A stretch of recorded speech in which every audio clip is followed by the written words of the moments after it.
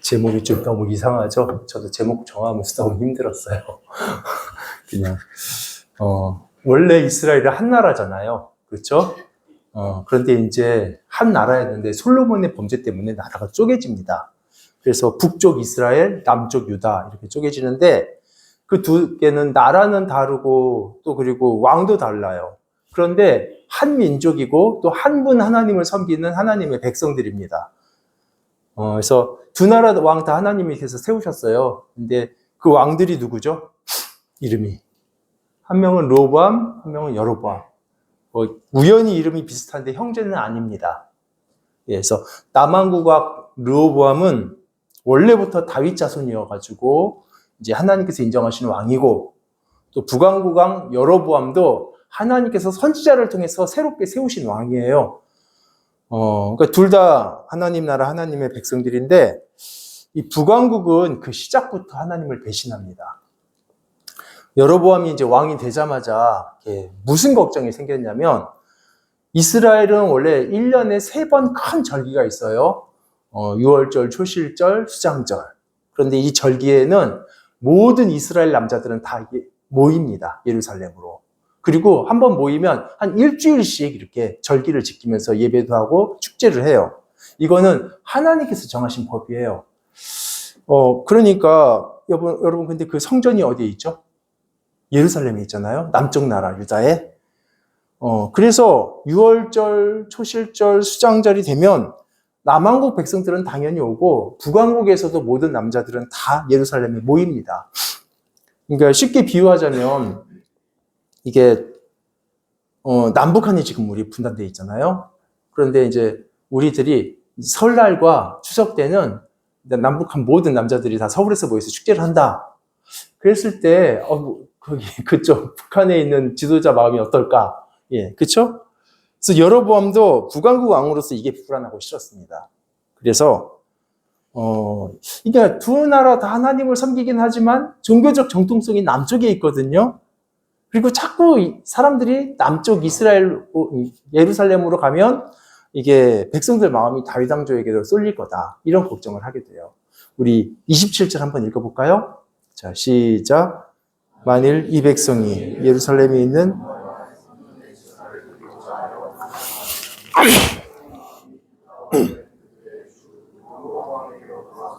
나를 죽이고 유다와 돌아가리로다 하고, 그래서 이제 그 다음 28절에 계획해서 나름 짜낸 묘책이 뭐냐면 북왕국에도 종교의 중심지를 만듭니다. 그것도 2개나요. 그래서 금송아지를 2개를 만들어서 하나는 베델 지역, 또 하나는 단이라는 지역에다가 이렇게 둬요. 그리고 이게 여호와다. 너희를 구원한 신이다. 그러니까 예루살렘까지 갈 필요 없어. 여기서 예배드려도 돼. 그래서 베델은 위치가 어디냐면요. 예루살렘 바로 코앞이에요. 국경. 그리고 단은 저 북쪽 끝입니다. 그래서 우리나라로 치면 이제 예를 들어서 서울이 예루살렘이다 한다면 하나는 개성에다 두고 하나는 저 북쪽 신의주에다 둔 겁니다. 근데 사실 정확하게는 개성하고 서울보다도 더 가까워요. 이게 거리가 베델하고 예루살렘이 한 16km 정도밖에 안 되거든요. 그러면 여러분 그 담양의 뚝방국수집 알죠? 네, 학교에서 그 정도 거리도 안 돼요. 굉장히 가깝죠. 그 여로보암은 백성들에게 종교를 바꾸라거나 뭐 바알 같은 우상을 섬기라 이렇게 한 게 아니에요. 계속 여호와 하나님을 잘 섬겨. 다만 이것도 여호와 하나님이다. 그렇게 신앙을 변질시켰습니다. 여러분 사실 이렇게까지 안 해도 돼요. 이렇게 악한 방법을 쓰지 않아도 애초에 하나님께서 세우신 나라였기 때문에 하나님께서 책임지실 텐데 여로보암은 스스로가 하나님을 신뢰하지를 못한 거예요. 스스로 혼자 생각하기에. 그래서 배반을 했습니다. 그러니까 뭐 항상 그런 것 같아요. 보면 하나님에 대한 불신이 그 스스로를 파멸로 몰아넣는 것 같아요. 근데 여러분 이제 이 여로보암의 속임수 이게 과연 백성들한테 먹혔을까요?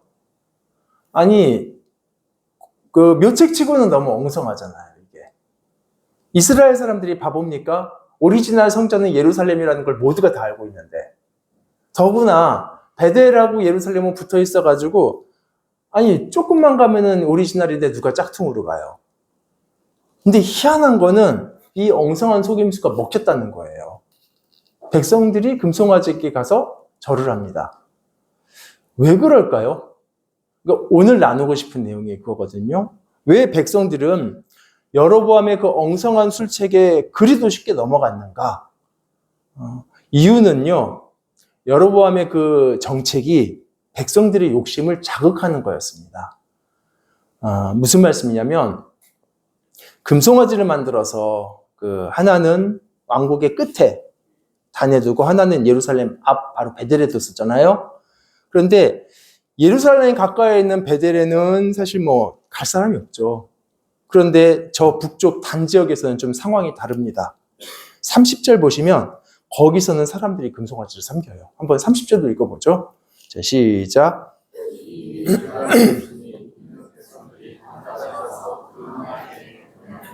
이 단은 이제 단이라는, 제단이 아니라 단이라는 지역이에요. 그러니까 예루살렘과 아주 멀리 있던 단에서는 왜 이 속임수가 먹혔냐면요. 1년에 3번씩 예루살렘에 가야 되는데 또 한 번 가면은 막 일주일씩 있어야 되잖아요. 근데 이제 북쪽 끝에 있는 사람들에게 이게 참 번거롭고 쉬운 일이 아니에요. 안 가자니 찜찜하고 또 이게 가려니까 너무 멀고 그래서 이 단이라는 종교적 타협점이 생긴 겁니다. 여기도 하나님이 있대는데 그냥 여기서 제사 드리지 뭐 이게 된 거예요. 그러니까 이런 거 보면 이 사람들은 지금까지 이제 신앙생활은 했지만 이게 자발성은 아니었고 좀 얽매인 의무였던 것 같아요. 그들에게 절기는 하나님을 대면하는 축제가 아니라 겨우겨우 지켜내는 그냥 종교적인 전통이에요. 그래서 안 가면 찜찜하고 뭐 벌 받을 것 같으니까 마지못해 지켰던 거. 그러니까 여러분 이런 것들을 해소시켜 줄 만한 그런 타협안이 나오면 쉽게 넘어갑니다. 절묘하죠. 여로보암은 북쪽 백성들의 니즈를 알았습니다. 그리고 그들이 원했던 타협거리를 제공해 줬어요. 그렇게 해서 백성들은 편하게 신앙생활을 하게 되고 또 여로보암도 백성들을 구간구간으로 이렇게 딱 모아놓는 정치적 효과도 누리고 그러니까 서로 윈윈하는 거예요. 여러분 근데 이 여로보암이요 단에서 성공한 것에 만족하지 않고 이제 그 남쪽 베델까지 확장을 합니다. 그래서 근데 여기에서는 좀 방법이 특이해요. 어떻게 하냐면 절기의 날짜를 바꿉니다. 아까 예루살렘에 오는 절기가 3번 있었다고 했잖아요. 그런데 이제 그 3대 절기 중에 이제 하나인 수장절은 원래 그 이스라엘은 음력 썼으니까요. 음력 7월 15일 이때 이제 그 전후 기간인데 그 날짜를 바꿉니다. 우리 32절 초반부에 나오는데 한번 읽어볼까요? 자, 시작. 8째 달.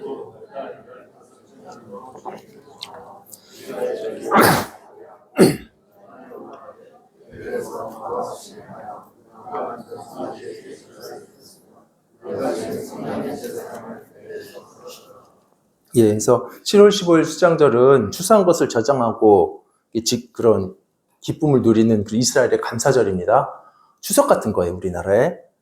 모든 곡식과 과일이 제일 풍성할 때니까 얼마나 기뻐요. 그런데 그거를 7월에서 8월로 딱 한 달 늦춰졌는데 이게 이스라엘에게 큰 유혹입니다. 왜냐하면 백성들에게 7월 15일이라는 이 날짜가 2% 아쉬워요. 왜냐면은 일정상 수장절 그 축제 절기에 참석하려면 추수를요 굉장히 급하게 서둘러야 돼요. 이제 밭에 추수할 거 많잖아요. 근데 그거를 갖다가 충분히 다 찬찬히 하면 절기 못 가요. 그냥 후딱 빨리 하고 가야지 예루살렘에서 절기를 지킬 수 있습니다. 개인적인 생각인데 어쩌면 하나님께서 일부러 이렇게 촉박하게 잡으신 거 아닐까 그런 생각이 들어요.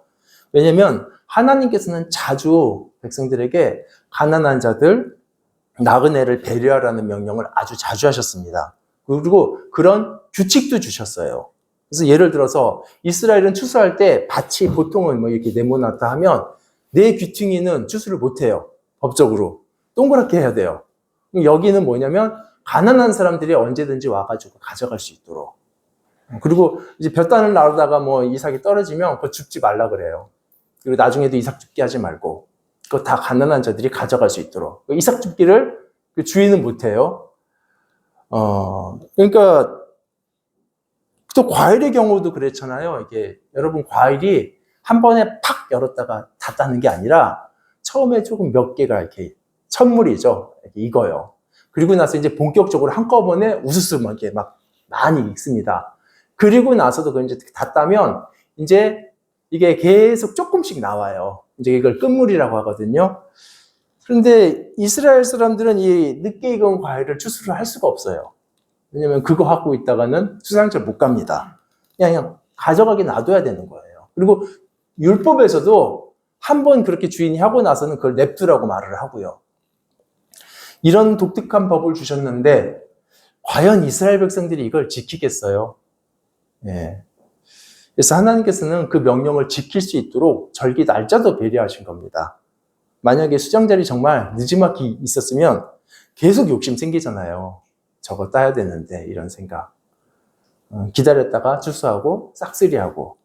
그런데 이제 일정이 급하니까 뭐 늦게 익는 것까지 기다릴 수가 없어요. 빨리 가야 돼요. 그래서 자이든 타이든 어쨌든 이 날짜 때문에 하나님의 규례를 지켜야만 됩니다. 근데 이 모든 것들은 사실은 가난한 자들, 어려운 이웃을 배려하라는 명령이기도 한데요. 또 동시에 이게 이스라엘 전체를 위해서 하신 말씀입니다. 이게 이제 신명기 15장에 그 이유가 설명되거든요. 그래서 이런 명령을 하신 게 구제와 자비를 통해서 이스라엘 전체에게 복을 주시려는 하나님의 계획이에요. 이스라엘이 자신들의 공동체 안에서 사회 안에서 약한 자들을 돌봄으로써 정의와 자비가 그 사회에 깔리게 되고 그로 인해서 하나님께서는 이들에게 계속 복을 주십니다. 그러니까 복을 주시는 방편이었어요. 이것은. 그런데 이런 상황에서 여로보암이 날짜를 한 달 늦춰졌습니다. 지금까지는 날짜 때문에라도 자이든 타이든 억지로라도 그 가난한 자들을 위한 명령을 지키고 있었는데 남겨두고 갔으니까 이제 갑자기 해결책이 생긴 거예요. 지금 이스라엘 안 가고 이제 충분히 수수해요, 그냥. 그리고 한 달 후에 베델 가면 되잖아요, 그 옆에. 그러면 여러분 수입이 늘까요, 줄까요? 당연히 늘죠. 왜 안 늘어요? 당연히 더 하는데. 그러니까 백성들 안에 눌려있던 욕심이 타협점을 찾은 겁니다. 그러니까 평소에 아까웠는데 저거 다 보면서 못해서. 근데 한 달이나 늦춰지니까 얼마나 마음에 들어요. 그래서 이제 백성들은 좀 더 추수하기 위한 사람들은 이제 7월의 수장들을 포기하죠. 예루살렘은. 그리고 한 달 후 가까이 있는 베델로 가게 되죠. 그렇게 해서 종교적인 의무도 행하고 또 내 욕심도 채울 수 있는 정말 적절한 방식이에요. 그러니까 이 여로보암의 정책은 백성들의 수입을 늘려준 정말 지혜로운 결정이었습니다. 만약에 이 시대에 설문조사를 했으면 아마 지지율 200% 나왔을 거예요. 날짜 하나로 이 모든 것을 다 해결해 버렸어요. 그런데 이것은 백성들의 욕심에 호소하는 악한 정책이었고 이것 때문에 여로보암 자신과 이스라엘은 부강해지는 게 아니라 더 빨리 망하게 됩니다. 여러분, 가난한 자들을 돌보는 게 없어지고 그래서 이스라엘 사회 안에서는 자비와 인애가 사라지고 백성들이 각박해지고요. 그렇게 공동체가 해체된 이런 곳에서는 글쎄요, 그 힘과 권력의 강자는 살아남겠지만 정의와 자비는 사라지고 다 죽습니다. 그리고 이제 신명기 15장에서 약속하셨던 하나님께서 복을 주시는 근거도 사라지는 거죠. 그러니까 눈앞의 이익은 풍성해졌어요. 수확도 많아졌어요. 근데 실상은 더 많은 걸 잃어버렸고 결국 망하게 됐습니다. 여러분, 이런 일련의 정책에 대해서 날짜를 바꾸고 장소를 베델과 단으로 하고 이거에 대해서 제대로 정신 박힌 제사장들이 있었겠죠. 레위인들이 찬성했을까요? 반대했죠. 그래서인지 31절을 보시면 여로보암은 평민들 중에서 말 잘 듣는 사람들을 제사장으로 임명을 해요, 자기가. 그러니까 자기 정책에 말을 맞춰줄 수 있는 새로운 종교 지도자들을 뽑습니다. 그러니까 이런 꼼수에 동의할 수 없었던 제사장들과 레위인들이 이제 우리 열왕기에는 안 나오지만 역대상 11장 그 병행 본문에 뭐라고 나냐면 대거 남하해요. 다 남쪽으로 이주를 해버립니다. 그러니까 북쪽 나라에는 지금 여로보암을 지지하는 가짜 제사장들이 힘을 갖고 있고 세력을 갖고 있잖아요. 그리고 하나님의 말씀을 바르게 가르치려는 사람들은 상대적으로 설 자리가 없습니다. 그래서 이렇게 다 내려와 버렸는데, 그래서 이 북쪽 나라가 더 빨리 망하게 된 이유 중에 하나가 이 나라 안에서 말씀을 바르게 가르치는 사람들이 많이 줄어든 것도 원인이에요. 예. 그래서 내려와서 이 남쪽이 부강해졌다라는 내용이 나오거든요. 근데 여러분, 여로보암의 정책들을 좀 자세히 뜯어보면 좀 무서운 마음이 들기도 해요. 이 악한 정책들이 전에는 없었던 것을 갑자기 창의적으로 만들어낸 게 아닙니다. 이미 있었던 것을 좀 재탕하고 왜곡한 것들이에요. 일단 금송아지만 봐도 이게 여로보암의 창작물 아니잖아요. 출애굽기 때 광야에서 한번 나왔었습니다. 이스라엘이 금송아지를 만들고 그때 뭐라 했냐면 여호와 하나님이다 이렇게 얘기했었어요. 아피스 신이다 뭐 이렇게 안 했어요. 그들은 그러니까 다른 우상 섬긴 게 아니에요. 종교 안 바꿨습니다. 여호와 하나님 여전히 섬겼는데 다만 자기들의 입맛에 맞는 형태로 바꿔서 섬겼어요. 그러니까 과거 한때 이스라엘 역사 안에서 원래 여호와 하나님이라고 불렸던 그 금송아지를 지금 다시 채용한 겁니다. 그러니까 전에 없었던 것을 새롭게 시도한 게 아니죠. 과거의 전례 안에서 찾아낸 거예요. 그래서 여러분 전례라는 게 참 위험하고 무서워요. 이게 처음에만 어렵지 그 다음부터는 굉장히 쉽게 행하게 됩니다. 무서운 거예요, 전례는. 그리고 수장절 날짜를 한 달 늦춘 것도요. 이 사람들은 얼마든지 신학적으로 디펜스할 수 있어요. 그 민수기 9장에 가면 어떤 사건이 있냐면 이제 유월절을 앞두고 어떤 사람이 이제 장례를 치르게 됐는데 그래서 부정해졌습니다. 그래서 원래 이스라엘에서는 그 절기에 참석하려면 부정하지 않아야 되거든요. 그러니까 절기에 참석할 수 없죠. 그래서 이게 하나님께 물었습니다. 이거 어떻게 해야 됩니까? 나는 참석하고 싶은데 이거 부득이하게 장례 때문에 부정해졌다. 그래서 그때 하나님께서 그 사람들에게는 한 달 늦게 2월 14일부터 6월절을 지키자는 그런 배려 조치를 해주셨어요. 이거는 뭐 부득이한 상황이었고 하나님께서 배려하신 거예요. 그런데 지금 6월절을 한 달 연기했다라는 그 전통을 카피해서 여로보암은 지금 수장절에도 적용한 겁니다. 아니 6월절에 한 달 됐는데 왜 수장절이 안 돼? 그렇잖아요. 이 신학적으로 충분히 디펜스가 돼요. 근데 어떻게 이게 같아요? 그렇죠? 이거는 형식만 빌려와서 본질을 왜곡하는 건데 하나님의 은혜의 배려였던 그 전례를 지금 자기 욕심 채우는 목적으로 활용하는 겁니다. 여러분 그러니까 보세요. 이게 과거에 한때 하나님이었던 금송아지 전례나 그리고 지금 절기를 한 달 연기했던 그 전례를 활용하는 것이나 이건 아마추어 작품이 아니라 이스라엘의 역사와 율법을 잘 아는 사람의 작품입니다. 그러니까 평민들의 작품이 아니에요. 악한 지도자들의 도움을 받아서 나온 결과예요.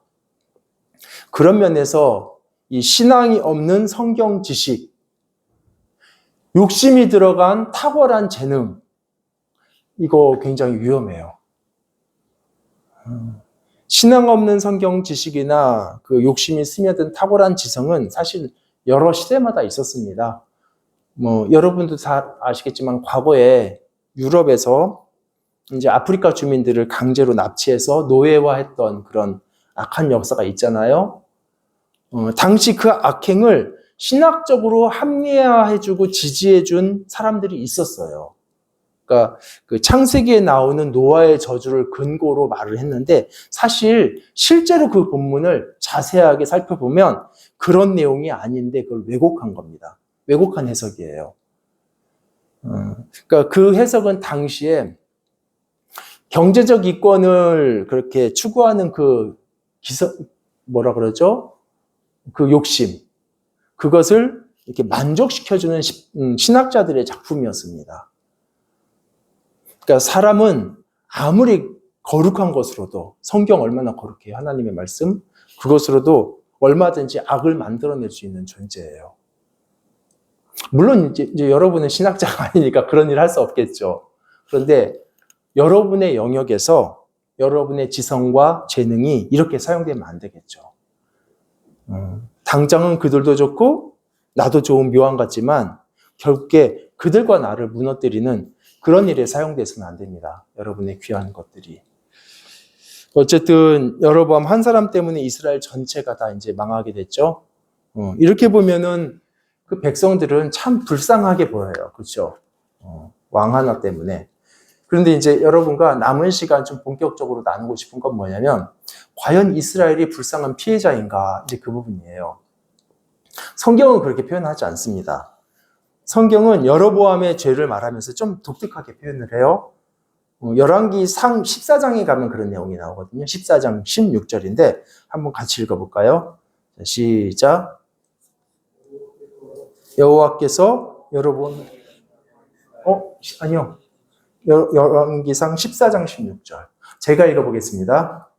여호와께서 여로보암의 죄로 말미암아 이스라엘을 버리시니 이는 그도 범죄하고 이스라엘로 범죄하게 하였음이니라 하니라.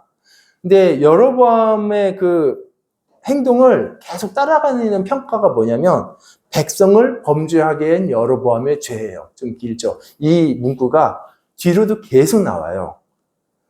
이거는 물론 여로보암이 얼마나 잘못했는지를 말해주는 겁니다. 근데 동시에 이스라엘도 역시 범죄했다라는 것을 담고 있어요.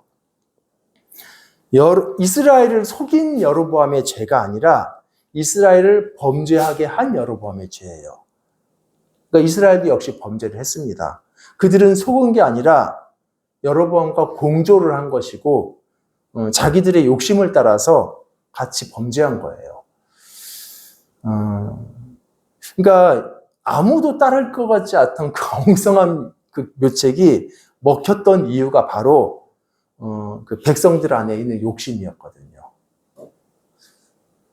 만약에 이스라엘이 하나님의 마음을 정말 제대로 잘 이해했었다면, 그리고 하나님의 법에 무엇을 담아냈는지를 바르게 알았더라면, 그리고 정말 이 정의로운 법, 정말 이 자비로운 법을 마음으로 사랑했더라면 이런 짝퉁이에는 속지 않았을 거예요. 그런데 애초부터 백성들은 하나님 법이 마음에 안 들었습니다. 하나님을 이해하지도 않았고 1년에 3번 예루살렘 안에서 하나님 앞에 배움는 그 하나님의 대면함, 이거를 귀하게 여기지 않고 의무감으로 여겼습니다. 그리고 추수를 다 못 끝내고 가는 거 너무 아까웠어요. 날짜 마음에 안 들고. 그러니까 이제 외형적인 형식에 묶여서 지키고만 있었기 때문에 타협점이 생기면 바로 변질되는 거죠. 여러분, 우리도 어떤 하나님의 그 말씀을 제대로 이해하지 못하고 본질을 모른 채 그냥 형식적으로만 이렇게, 또 하나님의 그 귀한 말씀이 얼마나 아름다운지 사랑하지 못하고 그냥 겨우겨우 지켜내는 상태라면 굉장히 이것은 약하고 취약합니다. 이거 자체를 죄라고 말할 수는 없죠. 그렇죠? 그런데 유혹이 왔을 때는 금방 악한 상태가 돼요. 예전에 그 범죄의 재구성인가 그 영화 보신 분 계세요? 뭐 범죄 사기 치는 그런 영화인데 이제 거기서 사기꾼이 되게 명대사를 했었어요. 뭐냐면 사람들이 왜 사기에 걸려드는지 알아? 그건 욕심 때문이야. 그러니까 사기는 별게 아니라 그냥 그 욕심만 건드려주면 되는 거라고. 그러면 알아서 미끼를 문다고.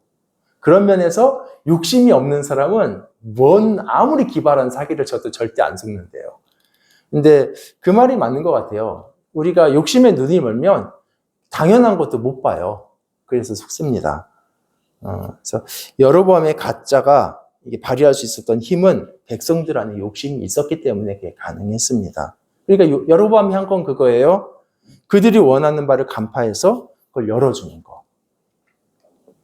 그래서 형식상으로는 여로보암이 유혹하고 백성들이 속은 것 같이 보이지만 실상은 이건 동반 의존 관계였습니다. 그러니까 뭐 이게 이제 사회학적으로는 정경유착 같은 거예요. 정치인은 경제인에게 돈을 받으면서 원하는 걸 받죠. 그리고 그들이 원하는 정책을 만들어주고, 또 경제에는 반대죠. 그들에게 돈을 주면서 내가 원하는 정책을 입안하게 만들고. 이게 역기능적으로 서로를 의존하는 관계잖아요. 이게 같이 가는 거죠. 그래서 상대방의 잘못된 것을 내 욕심을 위해서 같이 의존해서 가는 것. 뭐 심리학에서는 동반 의존이라고 하고, 뭐 사회학에서는 상호 의존이라고도 하고, 어쨌든 왕과 백성이 함께 욕심에 치우쳐서 함께 망하는 이게 이스라엘 역사에서 반복이 됩니다. 성경 역사에서 우리가 이스라엘 역사를 보다가 오해하는 거 하나가 뭐냐면, 성경을 읽다 보면 이상하게 선한 왕이 딱 등극을 해요. 막 무상을 버리고 하나님 잘 섬기면 복을 받습니다. 강해져요. 근데 또 반대로 악한 왕이 등극해서 우상 숭배하면 또 나라가 되게 약해집니다. 그래서 이 부분에서 저는 과거에 너무 좀 불합리하다는 생각이 들었어요. 아니, 왕 한 사람 때문에 무고한 백성들이 뭐 도매금 처리되는 것 같아서 조금 반감이 줬는데, 근데 이제 실제의 현장 상황은 좀 다릅니다. 성경의 기록 방식이 왕 중심으로 기록되다 보니까 이제 그렇게 보이는 것 뿐이지, 하나님은 왕 한 사람의 신앙 여부로 백성들을 도매금 처리하지 않으세요. 이제 왕의 신앙이 백성들의 신앙에 영향을 주는 것, 지대한 영향을 주는 건 맞습니다. 그런데 어쨌든 그 나라의 흥망 기준은 백성들이었어요. 좀 설명을 드리자면, 그 다윗이나 히스기야는 선한 왕이잖아요. 이 사람들이 이제 왕이 돼서 그 우상을 척결하고 하나님을 바르게 가르칩니다. 그런데 이제 그 왕이 죽고 악한 왕이 딱 세워지면 이스라엘은 갑자기 우상 숭배가 만연해져요. 근데 이게 이상하잖아요. 어떻게 왕이 바뀌었다고 해가지고 종교적 분위기가 그렇게 쉽게 바뀔 수 있을까? 이게 좀 이상한데, 사실은 선한 왕이 다스리는 동안에도 우상 숭배가 완전히 사라진 건 아니고 여전히 있었어요. 다만 그 왕이 딱 버티고 있기 때문에 이런 종교적인 정책 때문에 음성적으로 눌려 있었던 것일 뿐이고, 그리고 이 음성적인 우상 숭배는 백성들뿐 아니라 왕족, 왕궁 안에서도, 그리고 또 세력가들 안에서 이게 잔존했었습니다. 그래서 이제 뭐 다윗 같은 왕이, 뭐 히스기야 같은 왕이 다스릴 때는 어쨌든 국가 전체의 흐름이 그렇기 때문에 이게 대놓고 노골적으로 우상 숭배를 못 하는데, 그때도 이제 여전히 개인적으로 우상 숭배가 있었어요. 그러다가 이제 왕이 바뀝니다. 므낫세 같이, 뭐 아하스 같이. 그리고 또 더구나 우상 숭배를 장려하면 이 음성적인 우상 숭배가 이제 급격하게 양성화가 되면서 막 노골적으로 드러나는 거예요. 더구나 이제 왕이 권장하는데 막 왕의 비호까지 받으면서 힘과 세력도 얻습니다.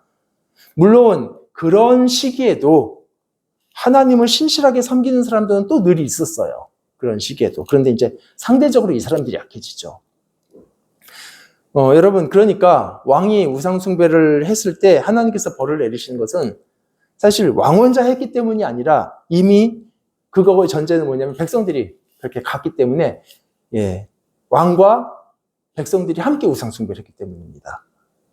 다만 성경 기록은 왕을 중심으로 기록하다 보니까 어느 왕이 우상 숭배를 했다 이렇게만 나오는 것 뿐이에요. 뭐 백성들의 우상 숭배를 일일이 열거하지 않는 거죠. 그래서 이제 그런 장면들을 보시면 왕 한 사람만 했구나 그렇게 보실 게 아니라 백성과 왕이 같이 한 거고 왕이 대표인 겁니다. 한번 성경의 신뢰로 보면 이래요. 여러분, 그 아사 왕이 선한 왕입니다. 이제 이 사람이 등극하고 나서 어땠냐면 구스라는 나라와 강대국과 전쟁을 했는데 대승을 거둬요. 이제 그러면은 왕의 권력은 커지거든요. 왕권이 강화가 됩니다. 그런데 이렇게 강력한 왕임에도 불구하고 이 사람이 종교 개혁을 할 때는 마음을 꽉 잡고 마음을 담대하게 하고 했었어야 돼요. 이게 반대가 만만치가 않기 때문에 어려운 일이었습니다. 그리고 이미 왕족들 안에도 이 우상숭배가 만연했기 때문에 심지어 그 태후는 아세라를 섬기고 있었습니다. 그래서 아사 왕이 자기 할머니인 태후의 위를 폐위한 이유가 단지 우상숭배하는 사람이라서가 아니라 그 아사 왕의 종교 개혁에 간과할 수 없는 반대 세력이에요.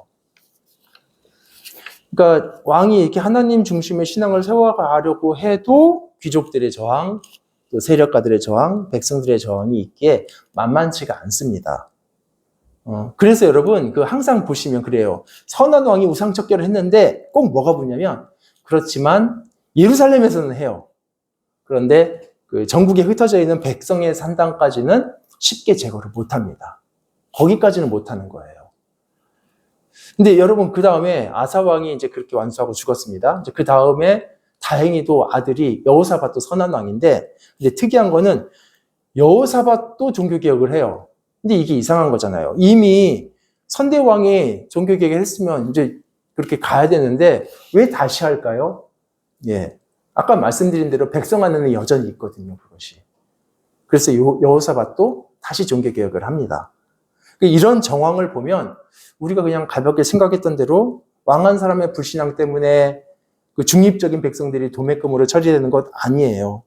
백성들 안에 이런 것들, 우상숭배와 잠재돼 있죠, 계속. 그래서 선한 왕은 그것과 부딪히면서 저항을 감수하면서 개혁을 해야 됐고, 반대로 악한 왕은요, 그 백성들의 니즈를 그렇게 충족해주고, 여로보암처럼, 그리고 정치적인 이권을 챙깁니다. 이후에, 요거까지만 하면요, 요아스라는 왕은 조금 특이해요. 이 사람은 처음에는 신실했다가 막판에 변질을 합니다. 그래서 여호야다라는 제사장이 참 훌륭한 분이 이렇게 딱 버티고 있는 동안은 요아스도 그분의 영향을 받아가지고 굉장히 신실하게 정말 바른 길을 갔었습니다. 근데 그 제사장이 죽었어요. 자기에게 지켜주는 그런 제사장인데. 근데 그간 딱 그랬으니까 이제 그간 음성적으로 눌려있던 귀족들, 방백들이 왕을 찾아와가지고 설득을 합니다. 이렇게 해야 된다고. 그래서 이게 역대하에 나오거든요. 역대하 24장 17절, 18절을 한번 읽어보겠습니다. 시작.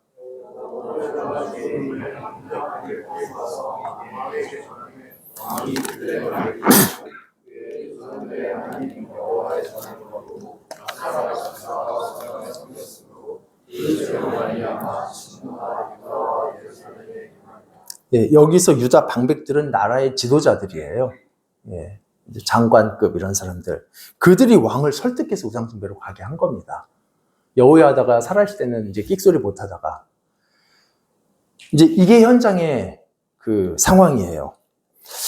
왕의 어떠함 여부로 나라의 운명이 결정되는 게 아니라 시실과 날씨처럼 왕과 백성들은 이렇게 서로 깊이 영향을 줍니다. 그런 영향 안에서 백성들의 어떠함 여부가 자신들의 운명을 결정하는 거예요, 결국은. 그래서 자칫하면 이런 너무 관계가 깊기 때문에 이 관계 안에서 서로 간의 욕심이 영합하는 역기능적인 상호 의존이 나타나기가 참 쉽습니다. 사실 오늘 여로보암 사건도 그런 케이스였잖아요. 백성들의 수확량에 대한 욕심, 종교적인 편의, 이 욕심과 그리고 여로보암의 여기에만 묶어놓고 싶은 정치적 욕심이 합이 맞아서 상호 의존돼서 범죄가 생긴 겁니다. 그래서 백성은 백성대로 자기 죄로 죽는 거고요. 여로보암도 여로보암대로 자기 죄로 그 결과를 당하는 겁니다. 그렇다면 이 둘 중에 누가 더 나쁠까요? 당연히 왕이 더 나쁘죠. 사실 하나님께서 왕을 세우신 것은 백성들이 아무리 곁길로 가려고 해도 그걸 잘 인도하고 잘 바르게 하라고 세우셨는데 오히려 백성들의 욕심을 부추겨가지고 자기 원하는 바를 얻어냈으니 더 나쁘죠, 당연히. 그래서 백성들의 죄는 우상숭배였습니다. 그런데 여로보암의 죄는 그 우상숭배 플러스 백성들을 범죄한 죄까지예요. 범죄하게 한 죄까지. 그래서 지금 본문의 이스라엘 상황을 이제 좀 우리 한국교회, 우리 교회, 또 한국 상황에 좀 적용을 하자면, 좀 한국교회 역사를 돌아볼 때 참 이게 은혜와 감사한 것들이 많아요. 한국교회는 대단한 그런 은혜들이 있었습니다. 그런데 또 여러 부작용들도 있고 잘못된 것들도 많아요. 예, 있습니다. 그래서 주기철 목사님이나 한상돈 목사님 또는 손영원 목사님 같은 귀한 그런 지도자들 덕분에 한국교회가 큰 은혜들을 누렸지만 또 우리 안에 있던 교회 안에는 기복신앙이라든가 또 여타의 잘못된 관행들 이런 것들도 교회 지도자들이 이렇게 만들어낸 관행이고 잘못된 영향이에요. 그래서 이제 현대의 교회의 어떤 문제들을 분석하는 그런 분들이 교회의 지도자들을 교회 문제의 가장 그런 큰 이유로 이렇게 분석을 해요. 저는 그 분석에 120% 동의해요. 그리고 또 교회 목사로서 지도자의 한 사람으로서 또 책임도 느끼고, 예. 그러니까 지도자 한 사람의 오류가 또 잘못 인도하는 게 생각보다 이게 굉장히 영향이 큽니다. 그래서 어느 누구도 지도자라면 이 부분에서 이렇게 자유로울 수가 없어요. 항상 조심해야 되고 또 계속 정말 계속 조심해야 되는 것밖에 없습니다. 그리고 여러분도 기도를 해주셔야 돼요.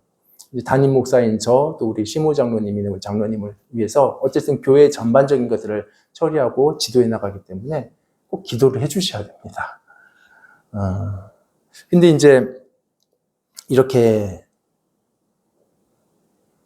여러분에게 드리고 싶은 말씀은 교회의 영적인 이런 부패함, 어두움, 이거에 대해서 지도자에게 그 책임을 묻고 이유를 찾는 것은 지극히 당연하고 맞아요. 그런데 만약에 거기에 머물러 버리면 사실은 전혀 해결에 도움이 안 됩니다.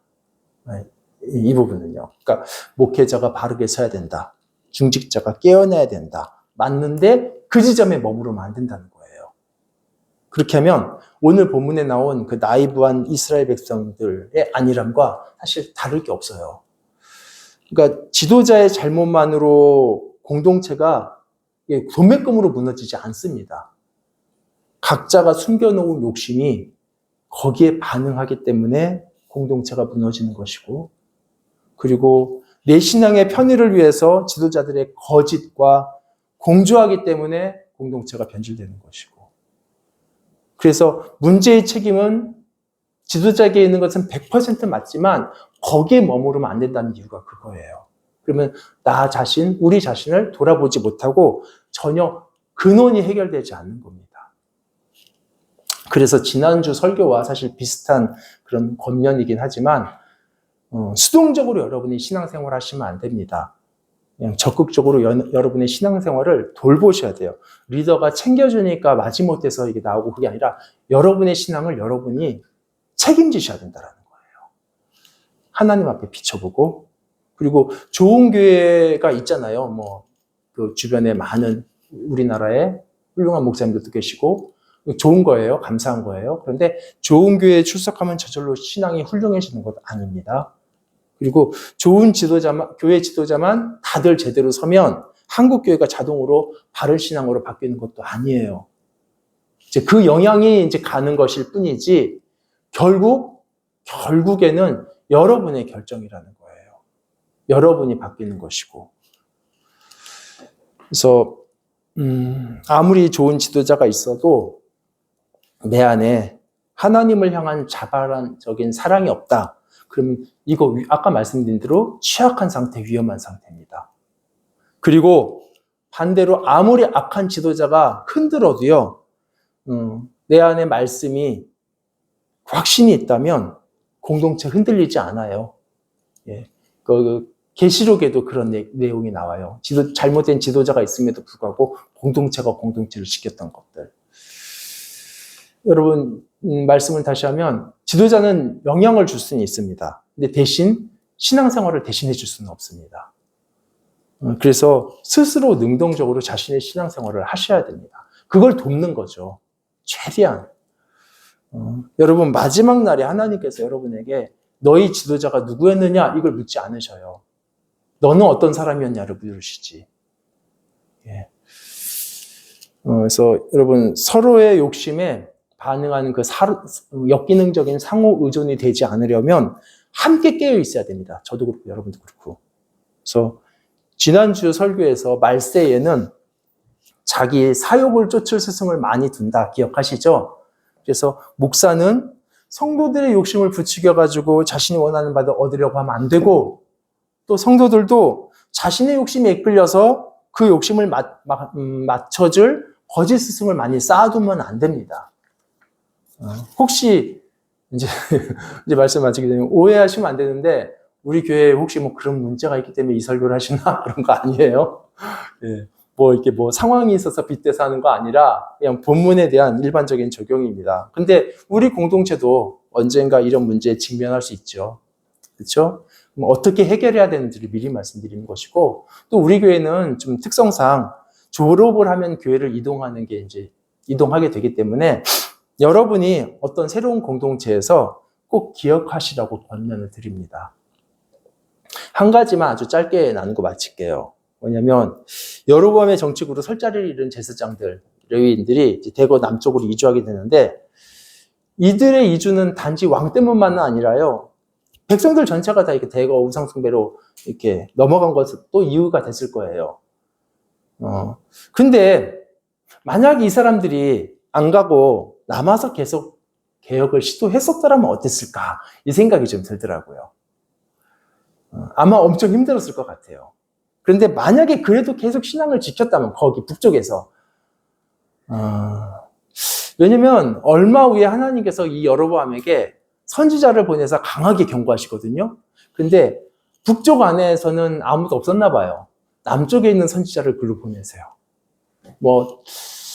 참 아쉽죠. 그러니까 물론 남쪽으로 내려온 그 제사장들, 레위인들을 비난할 수는 없습니다. 그런데 어렵더라도 만약에 남아 있었더라면이라는 게 좀 아쉬운 거예요.